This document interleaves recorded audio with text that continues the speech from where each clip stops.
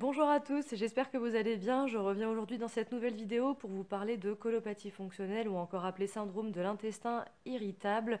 Et aujourd'hui, j'ai envie de vous donner plusieurs informations sur les choses qu'on ne vous dit pas et qui pourtant sont essentielles pour pouvoir sortir de ce fléau qu'est la colopathie fonctionnelle. Alors, peu importe que vous ayez une SSI à tendance constipation, diarrhée ou alternance des deux, aujourd'hui, je vous donne deux informations essentielles que vous devez appliquer dans votre alimentation pour pouvoir vous sentir mieux. Si vous aussi vous souffrez de ballonnement, de lourdeur sur l'estomac, d'envie d'aller aux toilettes de manière irrépressible, hein, c'est-à-dire que en fait vous pouvez pas vous retenir et vous avez vraiment envie de courir aux toilettes, que vous sentez que vous avez du mal à digérer, que vous avez des spasmes, des douleurs vraiment lancinantes qui vont arriver à plusieurs endroits de votre ventre, cela peut être des signes de colopathie fonctionnelle. Alors je ne dis pas que c'est 100% des cas ces symptômes qui vont mener à une colopathie fonctionnelle. En tout cas, c'est associé à des troubles chroniques digestifs. Et c'est en ça que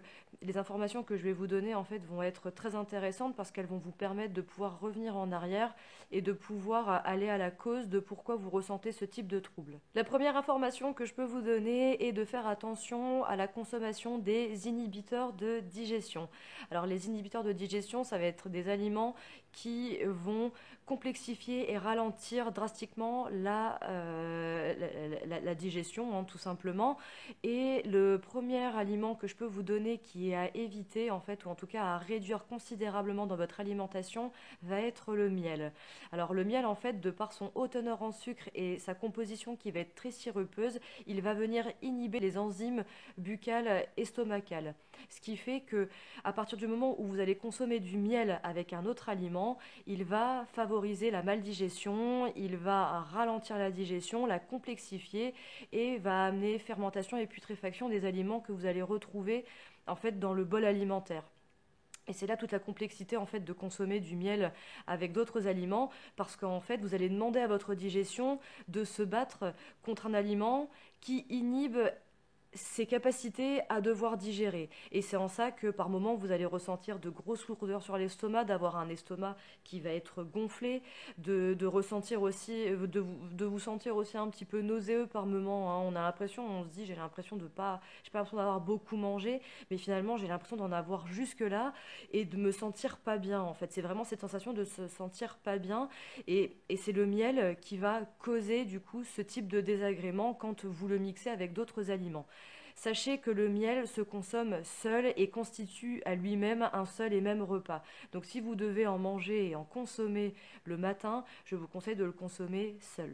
Autre inhibiteur de digestion qu'il est important que je souligne va être de manger des fruits. Alors je nuance toujours le fait de consommer des fruits parce qu'en fait ça va être de consommer des fruits au moment des repas qui va complexifier votre digestion et peut amener à développer des troubles digestifs.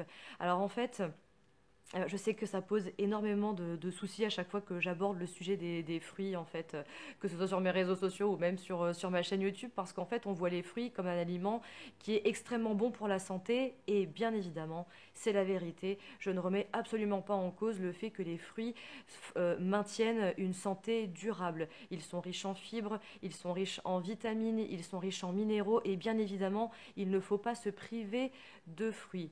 Par contre, quand vous mangez des fruits au moment des repas, en fait, vous allez le mélanger au bol alimentaire et vous allez provoquer putréfaction et fermentation des aliments. Pourquoi? Parce que le fruit, en fait, il se digère au niveau de l'intestin et non au niveau de l'estomac. En fait, au niveau de l'estomac, il fait juste un passage éclair d'une demi-heure à 50 minutes à peu près et ensuite il part au niveau de l'intestin.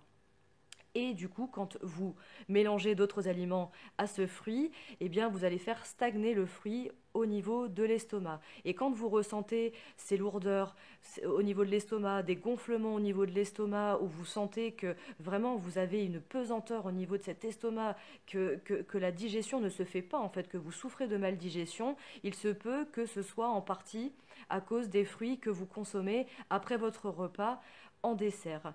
Et en fait, on le dit souvent en naturopathie, mais un organe en fait qui va être sursollicité va toujours finir par dégénérer. Et comme pour l'histoire du miel, le fait de provoquer en fait ces comportements alimentaires sur le long terme va finir par épuiser, user, irriter vos organes digestifs en fait qui ne vont plus fonctionner de la bonne manière, qui ne vont plus comprendre comment fonctionner parce qu'en fait vous leur amenez des informations qu'ils n'arrivent pas à traiter et c'est en ça qu'après les colopathies en fait voient leur apparition en fait parce que on multiplie tellement de comportements alimentaires qui dégénèrent, on va consommer des aliments à certains moments de la journée qui ne conviennent pas et du coup tout ça en fait finit par faire un grand bazar que le corps n'arrive plus à comprendre et à gérer et c'est en ça que les troubles après apparaissent.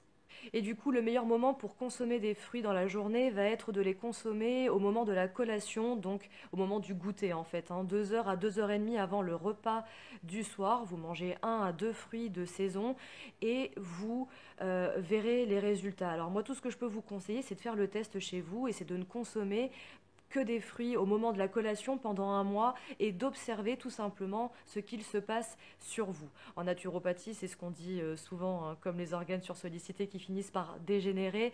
La meilleure observation, ça va être eh bien, tout simplement de vous observer, d'observer les faits et d'observer comment votre corps se comporte. Et la deuxième information qu'il est essentiel pour moi de vous délivrer va être de faire attention à la composition de votre assiette. Souvent, lorsque je reçois des personnes en consultation pour des colopathies fonctionnelles, je m'aperçois régulièrement que le symptôme associé va être la fatigue.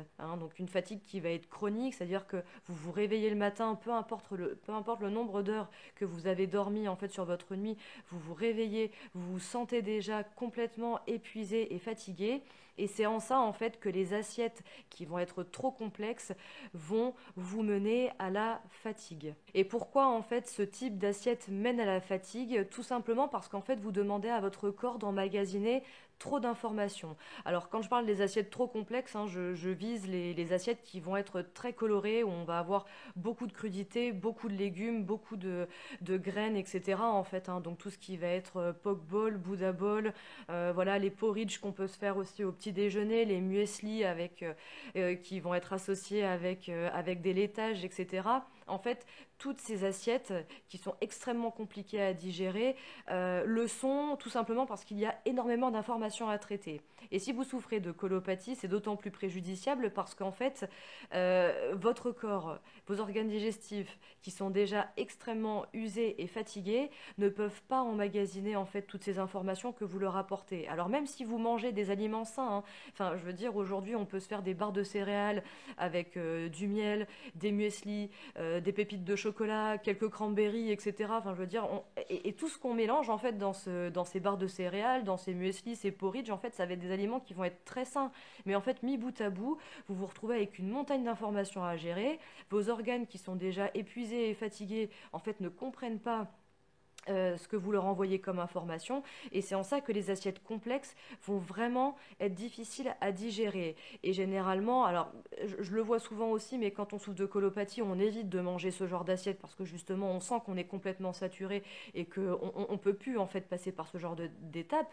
Mais ça c'est vraiment un conseil de prévention en fait pour les personnes qui ont des petits troubles digestifs pour le moment. Ne partez pas sur ce type d'assiette complexes qui vont vraiment détruire votre digestion, qui vont amener de la maldigestion et vraiment ça peut mener à de gros troubles digestifs. Une fois de plus, merci à tous de me suivre sur cette chaîne YouTube et vous êtes de plus en plus nombreux à rejoindre cette communauté, donc je vous dis une fois de plus un grand merci. N'hésitez pas à me poser des questions par rapport à la colopathie en commentaire sous cette vidéo et je me ferai toujours un plaisir d'y répondre. Je consulte également de manière individuelle, donc n'hésitez pas à me contacter. Vous trouvez également en barre d'informations mon adresse mail pour pouvoir me contacter. Je vous souhaite une très belle journée et je vous dis à très bientôt.